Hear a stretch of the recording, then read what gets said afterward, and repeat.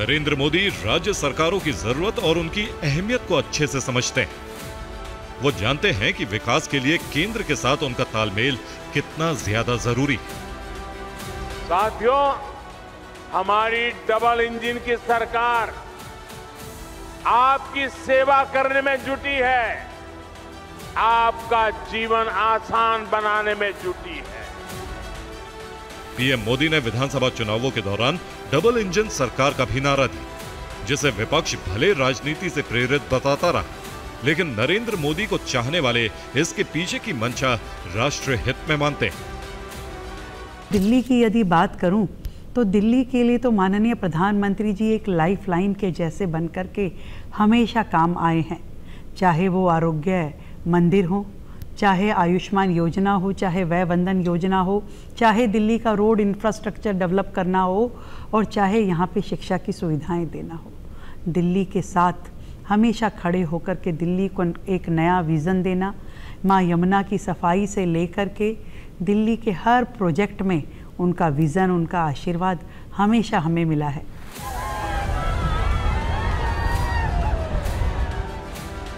नरेंद्र मोदी के कार्यकाल में न सिर्फ देश ने नई ऊंचाइयों को छुआ, बल्कि बीजेपी की लोकप्रियता का ग्राफ भी बढ़ गया,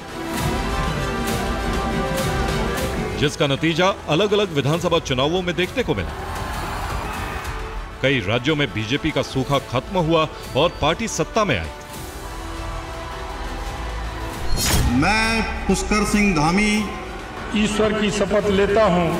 मैं विधि द्वारा स्थापित भारत के संविधान के प्रति सच्ची श्रद्धा और निष्ठा रखूंगी। इस बीच सबसे ज्यादा चर्चा बीजेपी के नए मुख्यमंत्रियों को लेकर रही, जिन्हें विरोधी पैराशूट सीएम करार देते रहे। लेकिन पॉलिटिकल एक्सपर्ट्स की माने इसके पीछे भी एक खास रणनीति थी, जिसे समझने के लिए आपको करीब 24 साल पीछे जाना होगा।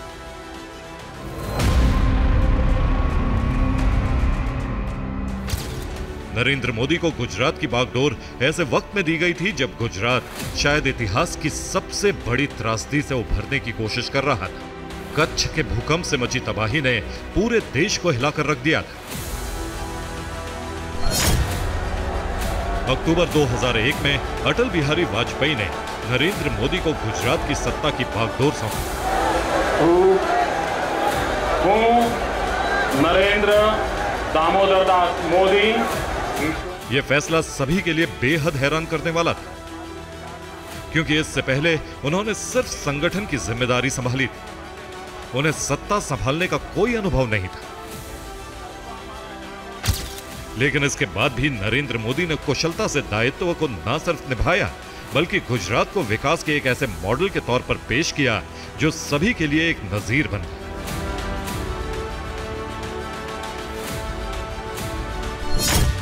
शायद यही वजह है कि नरेंद्र मोदी के कार्यकाल में बीजेपी ने अलग अलग राज्यों में नए चेहरों को मौका दिया, इस उम्मीद में कि उनकी नई सोच राज्य की प्रगति को तेज गति दे सकती है। इनमें कई चेहरे ऐसे थे जिनके मुख्यमंत्री बनने की कल्पना शायद ही किसी ने की थी। इन फैसलों को लेकर कई बार संगठन में विवाद भी खड़े हुए, लेकिन नरेंद्र मोदी और बीजेपी का टॉप नेतृत्व उनकी प्रतिभा और काबिलियत से अच्छी तरह वाकिफ था। आपने राजस्थान को राम जल सेतु लिंक परियोजना हो या यमुना जल समझौता जैसी सौगातें दी हैं, जिनकी प्रतीक्षा हमारे प्रदेश को कई दशकों से कर रहा था। जल जीवन मिशन से पिछले 20 महीनों में ही राज्य के 13 लाख घरों में शुद्ध पेयजल पहुंचाया गया है। प्रदेश को ऊर्जा में सरप्लस स्टेट बनाने के लिए आपके अभूतपूर्व सहयोग के लिए राज्य आपका बहुत आभारी है। पार्टी ने बीते 11 सालों में करीब 12 नए चेहरों को बीजेपी शासित राज्य की बागडोर सौंपी, जिनके साथ नरेंद्र मोदी अपना हर वो अनुभव साझा करते हैं जो उन्होंने अपने गुजरात के कार्यकाल से सीखा। प्रधानमंत्री मोदी ने राष्ट्र के प्रति समर्पण और मजबूत इरादों से साबित किया है कि नेतृत्व सिर्फ पद से नहीं, बल्कि ईमानदार कोशिशों से स्थापित होता है। इसीलिए नरेंद्र मोदी हर कठिनाई के वक्त राज्यों के साथ खड़े रहते हैं, सबसे आगे, लेकिन देश के प्रधान सेवक और राज्य सरकारों के सलाहकार बनकर। Bureau report, TV9 Bharatvarsh.